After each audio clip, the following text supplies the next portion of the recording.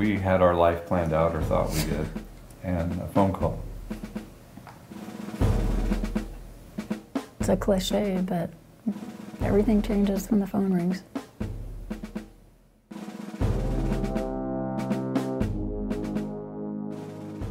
They told me that there was an accident, that my son was shot in the back of his head.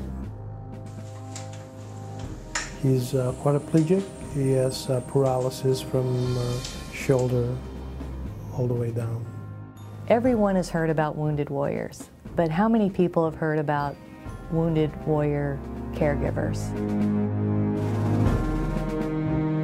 I don't think people are aware of the plight of the caregivers. They don't really know, they don't understand unless they've been there.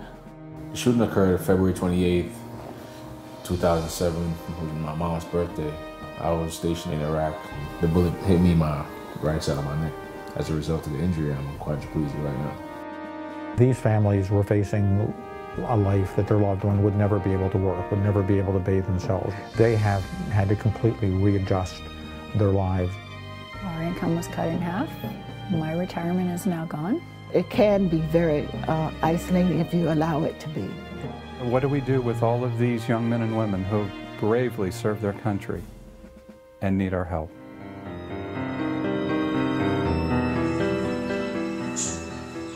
War is ugly, and people get injured horribly, and families' lives are changed forever. The Quality of Life Foundation is there to help them.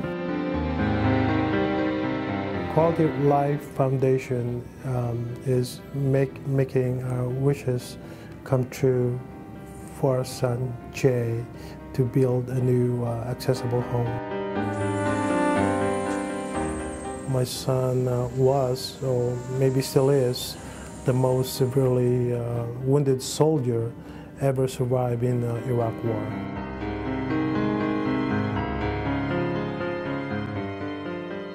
When he was involved with several doctors, they trying to convince us to unplug them. The only thing, that we could say is we are prepared to take care of him at home.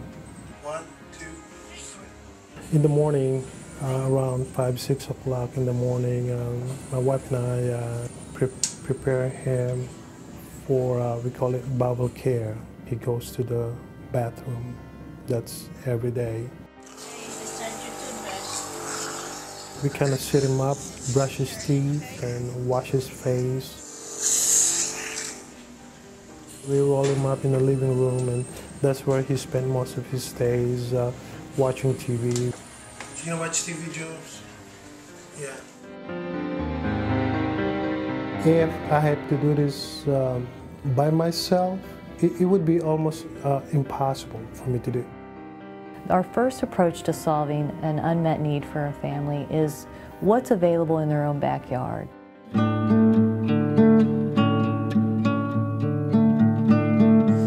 Here's the baby right now.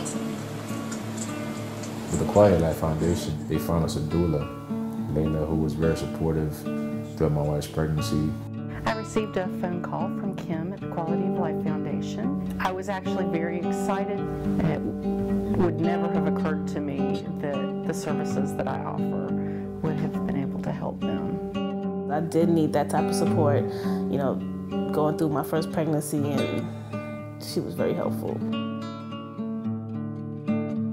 I think the community wants to know where they can turn to offer their assistance, and I think that's where Quality of Life hit the nail on the head.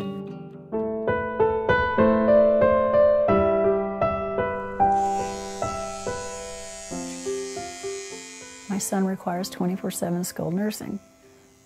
With the disability that he gets, that's not possible, so that falls on me. Nearly 3/4 of his skull was crushed to where it had to be replaced.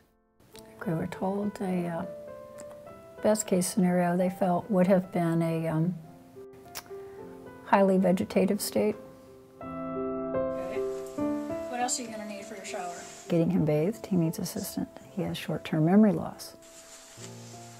I know. He doesn't remember what he's supposed to do when he gets up. We go through an orientation every morning. Hi, good morning. Today's Monday. It's October, and you give them the year. You orientate them to who's the president, kind of a little bit of current events. Hey, buddy. What's the matter? Traumatic brain injury is a family injury. It affects the entire family. We have 3 other kids. They feel like they've lost their mother. Well, I think the neatest thing about what the Quality of Life Foundation does with these families is we focus on the whole family. The Quality of Life Foundation, they have been an invaluable resource for us. They've been able to go places that we can't. Where there's a will, there's a way, but we thank God for quality of life. Jamar was injured. He had traumatic brain injuries with, now he's a quadriplegic. And so he needs round-the-clock caregiving. And so I'm here to do that. Jamar was our firstborn grandchild. My husband is 72. How are you? 73? 72. Almost 72. Yeah, he'll be 72 in March. And, you know, we shouldn't be working. We should not be working, but we don't have a choice.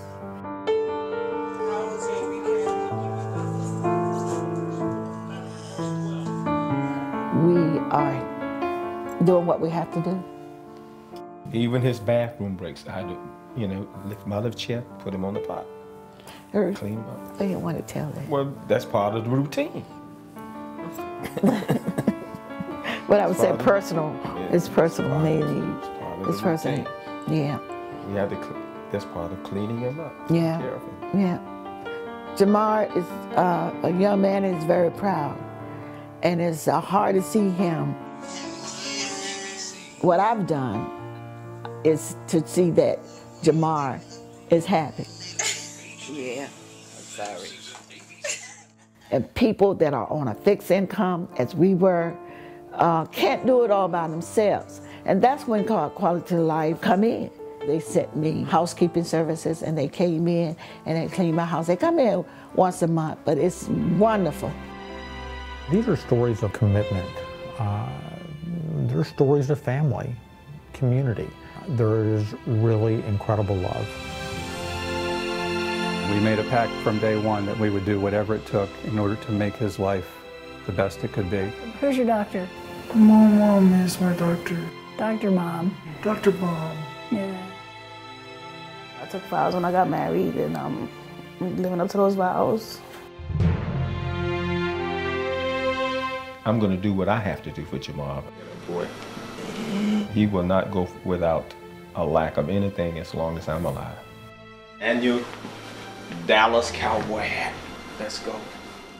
Our joys are when in the evening when we still can tuck him in a blanket in his bed, and waking up in the morning, he's still there that we can kiss him.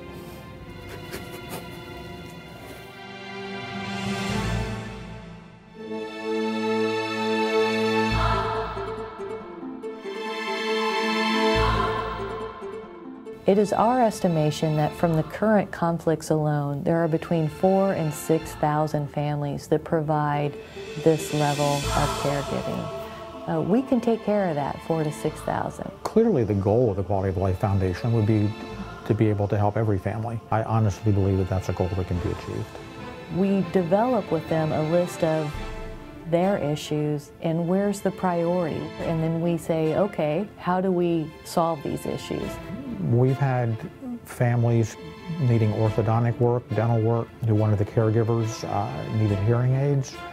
And these are things that were just outside their budget. Another example of a family we worked with, they needed a power chair, an electric wheelchair. And within 4 hours, the scooter store had scheduled delivery of a refurbished, donated power chair for this family. One of the common elements across all though is the fatigue. And anything that we can do to help relieve that burden of care are well appreciated. Opportunities to have part-time jobs is very much in need across the board.